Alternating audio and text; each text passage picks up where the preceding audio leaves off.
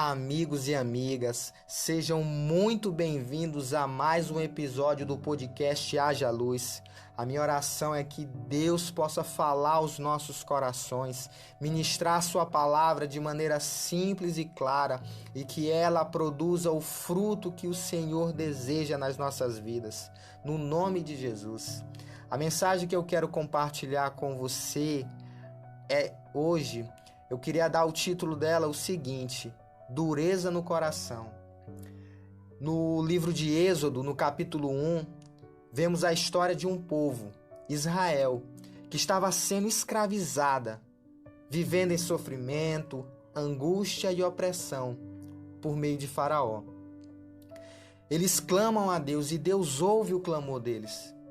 E Deus intervém, colocando o seu plano de libertação em prática.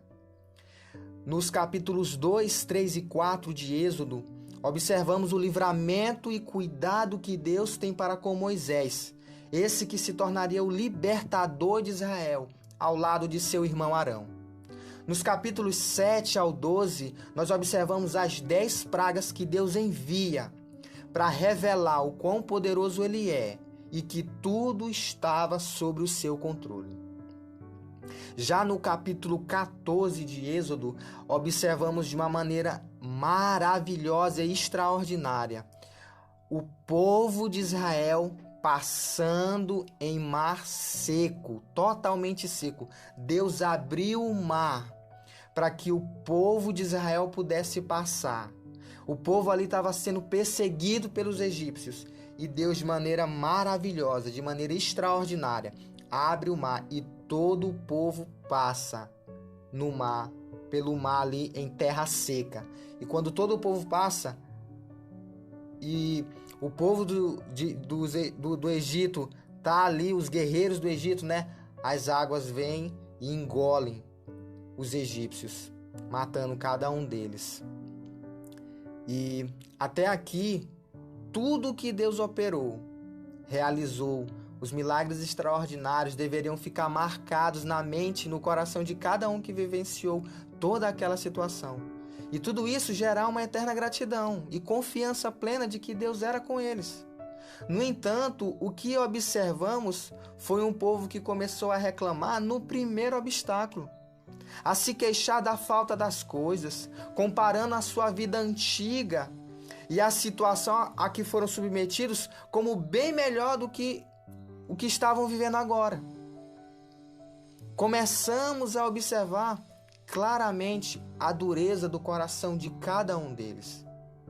E a dureza no coração revela algumas características, dentre as quais eu quero destacar as seguintes: rebelião, desobediência, insatisfação, ingratidão, murmuração, reclamação. A dureza no coração nos faz perceber claramente que, por mais que Deus tivesse feito coisas extraordinárias ali, eles não conheciam de fato quem era Deus. Eles não possuíam um relacionamento com Deus, não confiavam no Senhor. Por isso essa dureza de coração, por isso essas características que a gente observa claramente na vida de cada uma daquelas pessoas. Um coração duro reflete claramente que os meus interesses e minhas vontades é que são prioridades.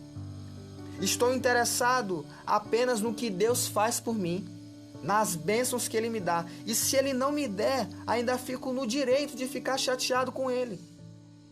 O que importa para o duro de coração é o seu ego, é o seu bem-estar, somente e exclusivamente a sua vida e as suas necessidades para serem atendidas aqui e agora. E isso é um caminho muito arriscado e perigoso. No Evangelho de Mateus, capítulo 16, versículo 25, Jesus nos diz o seguinte: pois quem põe os seus próprios interesses em primeiro lugar nunca terá a vida verdadeira, mas quem esquece a si mesmo por minha causa terá a vida verdadeira. Jesus nos adverte a colocar o interesse dele em primeiro lugar, para que tenhamos a verdadeira vida. O povo de Israel, mesmo sendo liberto ali naquele momento, não esqueceu de sua vida, não. Queria viver a sua vida, não queria viver a vida que Deus tinha para cada um deles. Deus tinha uma promessa para aquele povo, mas por conta da desobediência, da incredulidade e da dureza de seus corações, eles não alcançaram a terra prometida.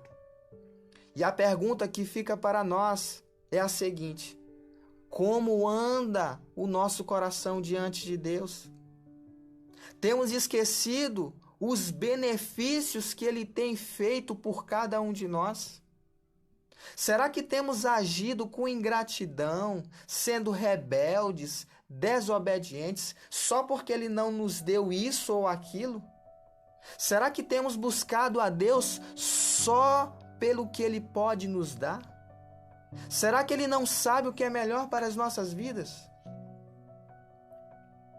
No livro de Hebreus, capítulo 3, versos 7 ao 10, diz o seguinte: e uma vez que Cristo é tão superior, o Espírito Santo nos adverte: hoje, se vocês ouvirem a sua voz, não permitam que o coração de vocês se endureça, como fez o povo de Israel. Eles se rebelaram durante o tempo da provação no deserto. Ali os seus antepassados me desafiaram e me puseram à prova, apesar da paciência que tive com eles durante 40 anos e de terem visto tudo o que eu fiz. Por isso, fiquei muito irado com eles, pois seus corações estavam sempre olhando para outro lugar, em vez de levantarem os olhos para mim, e não reconheceram os meus caminhos. O autor de Hebreus nos mostra que o deserto é lugar de descobertas, ou seja, é na provação, na dificuldade que se revela o nosso coração, revela a essência de quem somos, o que temos, em que acreditamos. Ao nos examinarmos hoje, qual tem sido a nossa conduta frente a essa situação? No deserto que estamos passando, nessa situação delicada, o que temos reproduzido? O povo de Israel reproduziu o que estava em seu coração: a desobediência, a rebeldia, a reclamação. E nós, o que nós temos reproduzido? O que tem se extraído de nós? Se você está passando por um deserto, eu quero te lembrar de algo. Tiago capítulo 1, versos 2 ao 4 diz o seguinte: meus irmãos, tenham por motivo de grande alegria o fato de passarem por várias provações, sabendo que a provação da fé que vocês têm produz perseverança. Ora, a perseverança deve ter ação completa, para que vocês sejam perfeitos e íntegros, sem que lhes falte nada. Deserto não é lugar de punição. Deserto é lugar de disciplina, de aprendizagem. Provação é um tempo de amadurecimento, de crescimento. É um tempo para nos conhecermos, o que se passa dentro de nós, o que se passa nos nossos pensamentos. Fique firme na promessa, ela vai se cumprir. E vão receber aquelas pessoas que são fiéis, que olham firmemente para o nosso Senhor Jesus. O deserto é Deus revelando claramente aonde eu e você temos colocado as nossas expectativas, a nossa vida. Reflita agora comigo, aonde está o meu coração? Aonde está depositado a minha vida? Em Romanos capítulo 8, versículo 28, diz o seguinte: sabemos que todas as coisas cooperam para o bem daqueles que amam a Deus, daqueles que são chamados segundo o seu propósito. Tudo que estamos passando serve para cooperar para o nosso bem. Deus sabe o que é melhor para mim e para você. Permaneça firme, meu irmão. Permaneça firme, minha irmã. Isso que você está passando, isso que você está enfrentando, dê glória a Deus. Vai vir algo grandioso, vai vir uma recompensa maravilhosa aí para mim e para você. Hebreus capítulo 3, verso 2 diz o seguinte: portanto, tomem cuidado com seus próprios corações, irmãos, para que não se tornem maus e incrédulos, levando vocês para longe do Deus vivo. Eu quero fazer um alerta aqui. Em Provérbios, capítulo 4, verso 23, diz o seguinte: acima de todas as coisas, guarde o seu coração, pois ele dirige o rumo de sua vida. Hebreus está dizendo aqui, se a maldade e a incredulidade entrar no nosso coração, ela vai nos afastar de Deus e de sua boa, perfeita e agradável vontade. Por isso, meus irmãos, vamos guardar o nosso coração. Em Jeremias, capítulo 17, versos 9 e 10, diz o seguinte: enganoso é o coração, mais do que todas as coisas, e desesperadamente corrupto. Quem poderá entendê-lo? Eu, o Senhor, sondo o coração. Eu provo os pensamentos, para dar a cada um segundo os seus caminhos, segundo o fruto das suas ações. O Senhor nos recompensará de acordo com nossas ações. Não pense que Deus ainda não te abençoou com aquilo que você tanto deseja, com tanto que você quer, porque é simplesmente Ele está trabalhando em você, trabalhando no seu coração, para que não sejamos como o povo de Israel. Recebeu coisas maravilhosas, coisas extraordinárias, para depois o quê? Ficar indignado, reproduzir coisas que estavam entristecendo o coração do Senhor. Não é isso que Ele quer para mim e para você. Então esse momento que eu e você estamos passando é Deus sondando o nosso coração, é Deus trazendo para nós: olha meu filho, olha minha filha, o que está passando no seu coração é isso bem aqui, ó. E se eu te entregar isso aqui, se eu te liberar isso aqui, olha o que vai acontecer mais na frente. Você vai esquecer de mim, você vai me deixar de lado. Então aproveite esse tempo de processo, de mudança, de transformação. Em Hebreus capítulo 3, versos 13 ao 15, diz o seguinte: falem diariamente uns com os outros a respeito destas coisas durante o dia de hoje, para que nenhum de vocês seja cegado e endurecido pelo engano do pecado. Porque se formos fiéis até o fim, confiando em Deus, tal como fizemos no princípio, quando nos tornamos servos de Cristo, participaremos de tudo quanto pertence a Cristo. Nunca se esqueçam da advertência. Hoje, se ouvirem a sua voz, não endureçam seus corações, como fez o povo de Israel quando se rebelou contra ele no deserto. Assim como aquele povo tinha a promessa para uma terra, existe um lugar de descanso, de promessa, para cada um de nós. E Jesus nos garantiu isso lá em João capítulo 14, versos 1 ao 3. Ele diz assim: não deixem que seu coração fique aflito. Creiam em Deus, creiam também em mim. Na casa de meu pai há muitas moradas. Se não fosse assim, eu lhes teria dito: vou preparar lugar para vocês, e quando tudo estiver pronto, virei buscá-los para que estejam sempre comigo onde eu estiver. Aleluias, glória a Deus. Em Hebreus capítulo 4, versos 14 ao 16, diz o seguinte: visto, portanto, que temos um grande sumo sacerdote que entrou no céu, Jesus, o Filho de Deus, apeguemo-nos firmemente àquilo em que cremos. Nosso sumo sacerdote entende nossas fraquezas, pois enfrentou as mesmas tentações que nós, mas nunca pecou.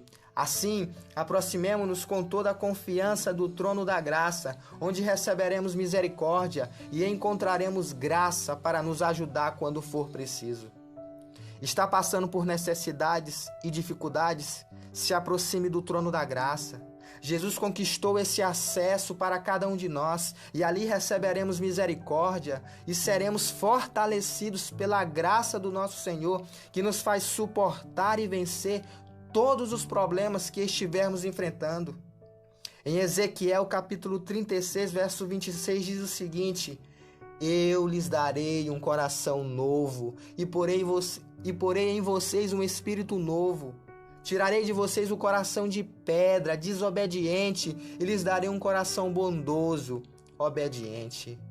Deus quer nos dar um coração ensinável, tratável, amável, sensível, gentil, cuidadoso, que se importa, um coração grato, feliz e alegre. Ele tem esse coração para mim e para você. Nos dias atuais, não temos nenhum faraó dominando as nossas vidas, mas a Bíblia fala lá em Romanos 3:23 o seguinte: todos pecaram e estão afastados da presença gloriosa de Deus. O pecado consiste em viver uma vida que desagrada a Deus, e assim como o faraó oprimia e governava sobre a vida do povo de Israel, o pecado hoje oprime e governa aqueles que ainda não entregaram o seu coração e vida para Jesus. Mas assim como Deus teve um plano para libertar Israel, Ele também tem um plano para destruir o poder do pecado nas nossas vidas. Esse plano se concretizou lá no tempo de Mateus 1:21, que diz assim: ela terá um menino, e você porá nele o nome de Jesus, pois ele salvará o seu povo dos pecados deles. Jesus nos salva dos nossos pecados. Jesus pôs um fim de uma vez por todas no domínio do pecado. Em Jesus nós somos livres. Eu queria que você fizesse essa oração comigo agora. Salmos 51, 10 ao 12. Cria em mim, ó Deus, um coração puro e renova dentro de mim um espírito inabalável. Não me lances fora da tua presença, nem me retires o teu Santo Espírito. Restitui-me a alegria da tua salvação e sustenta-me com um espírito voluntário.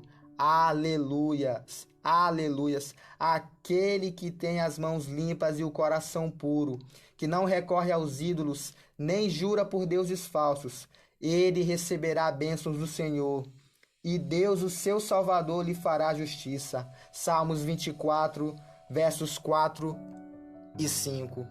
Deus tem um novo coração para mim e para você. Deus tem renovo, tem forças, tem paz, tem amor, tem alegria, porque é isso que o reino dele contém para mim e para você. Receba aí aonde você estiver agora o Espírito Santo, o toque dele. Receba agora o toque dentro do seu coração, o Senhor falando: me dá esse teu coração, eu vou arrancar ele daí, eu vou arrancar esse coração de pedra e vou te dar o coração que me agrada, um coração que me glorifica, um coração que me exalta. Se entregue, se renda e deixe o Senhor fazer esse transplante de coração em você. Você nunca mais será o mesmo. Que Deus abençoe a sua vida. Um forte abraço e até a próxima.